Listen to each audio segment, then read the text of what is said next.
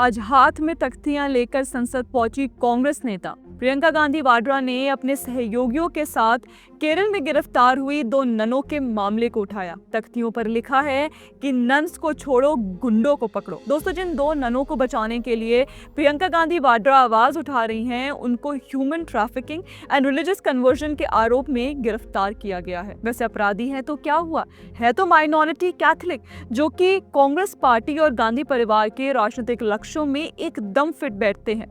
तभी तो वे संसद में उनके लिए तख्तियां लेकर खड़ी हैं। वे पहलगाम में धर्म पूछ कर मारे गए हिंदुओं की तरह थोड़ी हैं, जिनकी पहचान कांग्रेसी एजेंडों में फिट नहीं होती। केरल की नन कैथलिक हैं, इसलिए राहुल गांधी की बहन ने उनके बारे में तख्तियों पर लिखा, वरना जिन 26 हिंदुओं को पहलगाम में धर्म पूछ कर मारा गया, उनके बारे में तो कल वे संसद में तक कहने को तैयार नहीं हुई कि वे हिंदू थे, इसलिए उनकी हत्या की गई। जी हाँ दोस्तों, ये देखिए, गाजा प्रेमी और कांग्रेस सांसद प्रियंका गांधी वाड्रा ने लोकसभा में मॉनसून सत्र के दौरान जम्मू कश्मीर के पहलगाम में 22 अप्रैल 2025 को हुए आतंकी हमले पर चर्चा की और कहा कि इस दिन 25 भारतीयों को मार दिया गया था।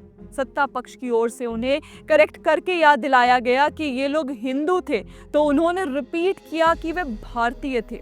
आप पहले ये क्लिप देख लीजिए, फिर हम आगे की बात करेंगे। उनमें से 25 भारतीय थे।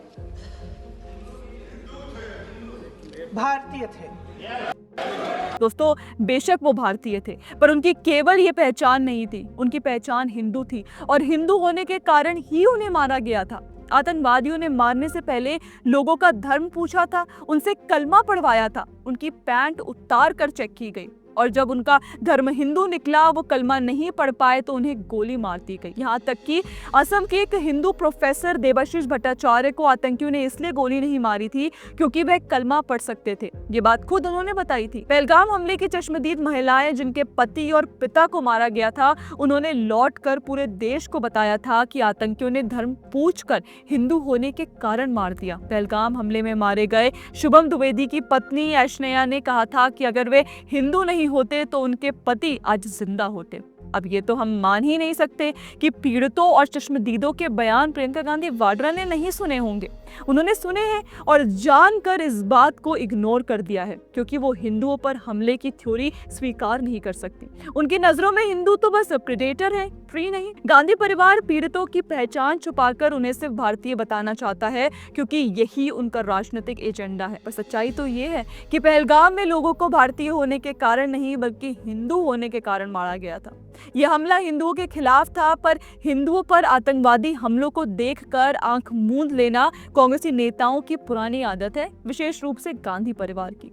प्रियंका गांधी को हाथरस गैंगरेप में जाती दिखाई दे गई, रोहित वेमुला केस में जाती दिखाई दे दी गई। गाजा की बात करके वो किन लोगों की आवाज उठा रही हैं, ये भी आपको पता है, पर वे ये नहीं बता सकती कि पहलगाम में आतंकवादियों ने जिन लोगों को मारा, उनका धर्म क्या था। हिंदुओं पर हमले को वे देखने लगेंगे तो उनका वोट बैंक छुटक सकता है।